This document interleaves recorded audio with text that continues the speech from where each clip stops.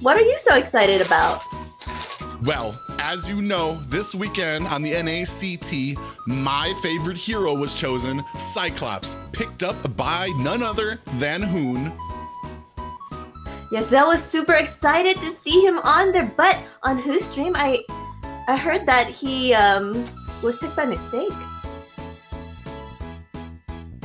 No, Hoon wouldn't. There's nobody picks Cyclops by mistake. Oh God! Putang ina! Good taste.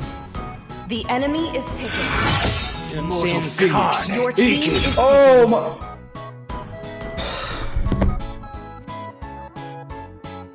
Bro, you know, this was exactly what happened. By the way, last NACT when I picked Cyclops, I didn't pick it on purpose. You guys know that. No way I fucking picked Cyclops. Bro, I misclicked!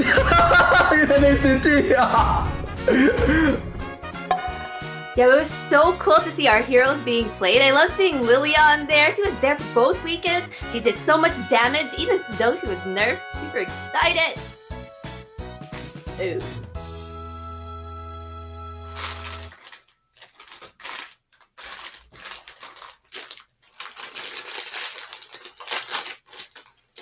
Are those Cheez-Its?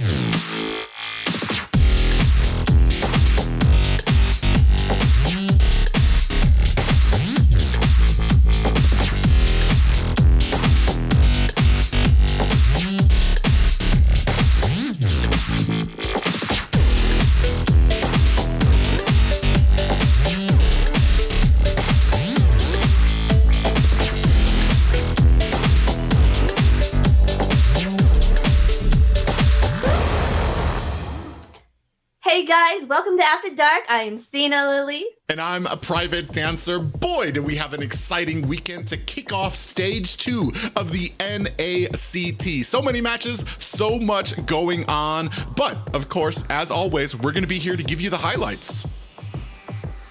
NA Stage 2 began with one of the most contested matches between fans and casters alike. Bloodhounds versus Area 77. Coppola seemed to be the antithesis to Gal's Cutie's Cho, setting up his team engagements with some incredible hooks. One such encounter on the second turtle fight, landing a hook onto Jules' Cutie and paving the way for Easy Peasy to pick up the double. And on another, setting up Bloodhound's jungler for a maniac and pushing his team to an 11-1 lead. The Bloodhounds engine could not be stopped as they ended the game with a dominating 17-1 lead. Area 77 shook off their Game 1 performance by banning Martis and looking to punish Bloodhounds before their late-game scaling composition. Area 77 reinforced their early game advantage with a first blood and 3 subsequent turtle fights. Even when Bloodhounds were able to find objectives, their opponents seemed able to reply with kills of their own. It wasn't until the 22-minute mark that Bloodhounds were finally able to turn the tables with a successful base defense and snatch a 20-19 victory from the jaws of defeat.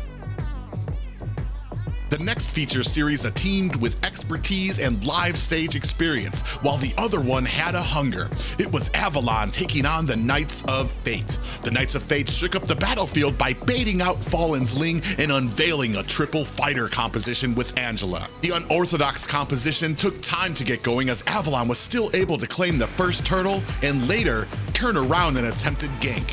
However, Avalon quickly found themselves overwhelmed by the Knights' composition mixed in with the added sustain of Powerless's Angela at every turn. The Knights of Fate were able to push to a dominating 16-5 victory at the 11-minute mark. Avalon started things off with a well-placed ban on the Knights' last composition.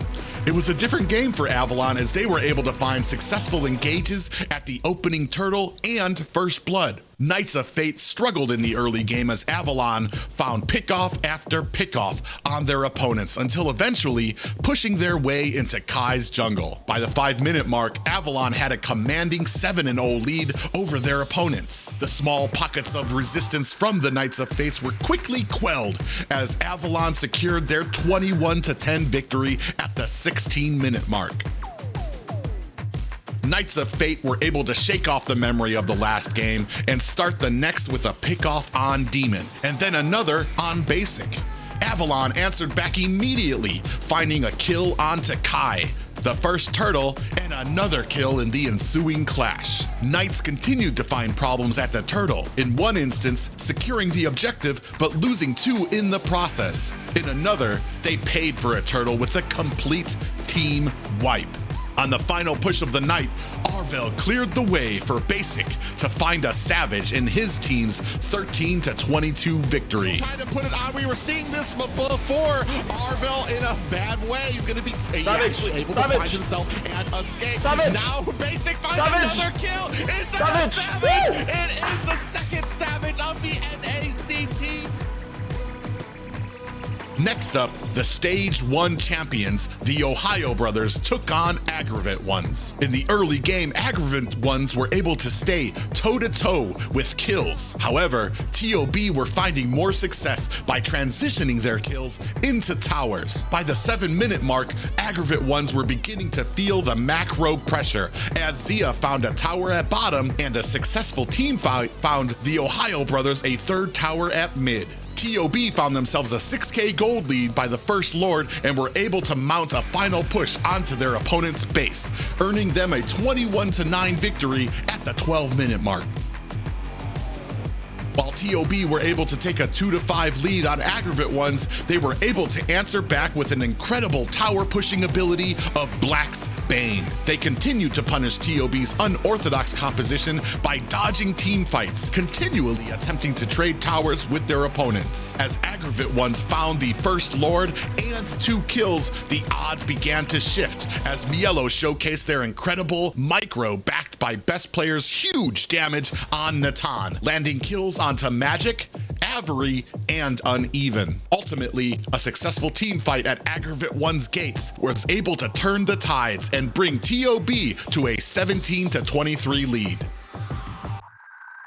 Up next, the spring season champions BTK took on the Night Horde. The early game started with a lot of back and forth as Yato picked up the early kill onto Kong, while Myth found a turtle and 2 kills onto Yato and Joybaj. It was neck and neck by the First Lord and both teams were careful not to make a mistake. Finally, by the 11-minute mark, Zane was able to find a pick onto Reckless that avalanched into a successful team fight and a Lord secure. BTK were able to claim 6 towers and the First Lord, and such a commanding gold lead that by the 13th minute, the Night Horde found it impossible to turn around engagements in their favor. Finally, with the Second Lord, BTK found the final 3 towers and a 16-5 victory over their opponents. The second game, much like the first, the Night Horde attempted to match BTK's pace and aggression. However, BTK found themselves on top after defending an invade and pressing a successful one of their own. The Night Horde showed some amazing synergy of their own by turning around a concealed play from BTK and additionally finding a gank onto Moba Zane. Ultimately, BTK were able to claim a Luminous Lord and force their way through a team fight, claiming kills on Reckless, Kong, and Assault. This transitioned into a final push and BTK took the game 8-12. As we move on to day 2 of stage 2, the Ohio brothers and Bloodhounds back at it again with another matchup. Bloodhounds not afraid to break boundaries with their unorthodox picks, Lock Valier, but the Ohio brothers spontaneous too with their Cyclops. Bro, I misclicked! NACT! First blood goes to best player as he takes out Boca. The Ohio brothers continue on as they trade Hoon for Coppola in a 2-for-1 trade. Not too long after, a wombo combo by the ultimate duo Hoon and Shark as Hoon dealt damage. Shark hook sleeps to make sure there was no escape. TOB snowballed Bloodhounds as they took a 6k lead in all outer turrets by the 12-minute mark. To add salt to the wound, TOB does another backdoor by best player as he did last week, ending the match at 13-7. With the reversal in Game 2, Bloodhounds took a 2-for-1 trade, trading Boko Roscoe for Best Player and Shark. But this was short-lived as TOB dominated the map with 3 turtles and 5 towers by 10 minutes. Best Player kept up the momentum as he took a triple kill that assisted TOB in nearly wiping out Bloodhounds with 4 kills. Bloodhounds tried to pull a surprise 5-man gank on Mielo, but the attempt was turned around as Hoon used Heart Guard to protect him in time for the rest of TOB to close in and wipe out 4 Bloodhound members. With Lord on their side and minion waves pushing all lanes, TOB made their way down mid for a 26-12 victory. Moving on to the next series, we have BTK versus Avalon. Showing off his global experience, White Chicken gets an early kill for BTK as he took down Twoink, giving them a leg up in early game. Heading towards the mid game, both teams battled it out mid lane in the back and forth brawl, but Joybaj jumped in for a 3-man set that gained 3 kills over to the side of BTK. In the 11th minute, BTK grew a huge lead over Avalon with 10k and 10-2 kills. Snatching an uncontested Lord, they set up for their march down the lanes as they took out 3 Avalon members before their final push into the base, earning them a 14-3 win. Game 2 started out with some sneaky plays as Joybaj and Zanes jumped in for a surprise attack on Basic and Arvel, earning them the first kill. But after a bit of raining terror from BTK, Avalon made a comeback by minute 7.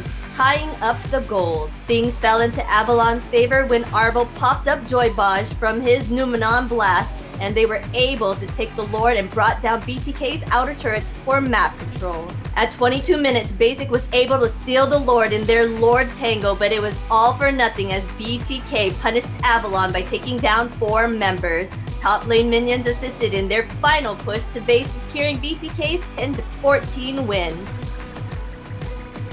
Last matchup of the night, NA's Greats. Bloodthirsty Kings and the Ohio brothers at it again. ISO started the bloodshed as he took out Zia, but that casualty was answered back by the double from Best Player. Zia struggled against ISO as he pulled ahead with 3 kills on Zia. 9 minutes in, TOB had an 8k gold lead and massive control of the map. They picked up an uncontested Lord for a back-to-back push on BTK's mid inhibitor. With another uncontested Lord, TOB makes sure to deny Zane of his purple buff yet again. They hovered at BTK's base for their final push with the Lord. Shark makes sure ISO was not around to stop their push as he took him out, and the team took Crystal for the win of 4-11. The Ohio Brothers takes an early lead as Best Player takes out Joybaj. By 8 minutes, TOB kept the bulldozer rolling with 9 kills in their pocket. Even with their buff-stealing antics and a leg up in the match, BTK was able to close a bit of the gap in kills and gold with 4 kills on the side of BTK with no casualties of their own. But the comeback did not last long. Shark stole the Lord from Zane, TOB paraded down the map, taking 2 inhibitor towers. Then the final push, neck and neck in kills, Zia and Hoon were able to take another Lord, going in for their final push to take their second win at 16-16. Game 3 was all about respect banning Chicken as TOB banned 4 of his heroes. Hoon and Mielo started the game by killing Yato before 1 minute on the clock. The clash of the third turtle cost BTK as they got the objective but lost 3 members in a triple kill by Zia. The battle raged on until Yato pulled a double with ISO taking 1 as well, allowing BTK to take down 2 mid towers. Things looked up for the Bloodthirsty Kings, but a miscalculated play led Yato to his doom, as well as Zane. This allowed TOB to get a free Lord that gave the team their sweep on BTK, ending the final match at 12-17. Wow, those were some exciting matches, Private. Yeah, they were, and no better way to actually start off stage 2 of the regular season. The standings, they're basically the same from last week, only this weekend will decide if these get mixed up just a bit. Hey guys, you can catch me, Cena Lily, on Twitch Monday, Wednesdays, and Fridays at 7:30 p.m. PST, as well as on the NACT every Sunday. As well as me, Private Dancer, you can catch me streaming on Twitch and YouTube on Monday, Wednesday, and Friday at 6 Central. As well as this Sunday, you can catch me casting for the NACT alongside Gemic. We hope to see you guys there. Make sure to go ahead, if you like our content, to go ahead, hit that like and subscribe button. We appreciate it, but we'll catch you next time.